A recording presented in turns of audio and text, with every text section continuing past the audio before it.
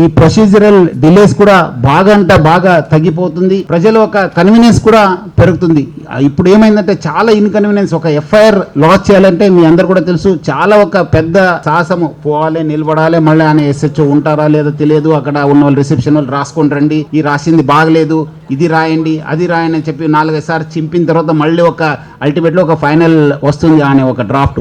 So దాన్ని తగ్గించడానికే ఈ ఒక వర్చువల్ పోలీస్ ఆఫీసర్ వ్యవస్థని మనం తీసుకురావడం జరిగింది. ముఖ్యంగా మనం ఇన్వెస్టిగేషన్ టేకప్ చేశాను. దట్ పర్సన్ ఎవరు కంప్లైంట్ ఉన్నారో that concern officer will get in touch with him.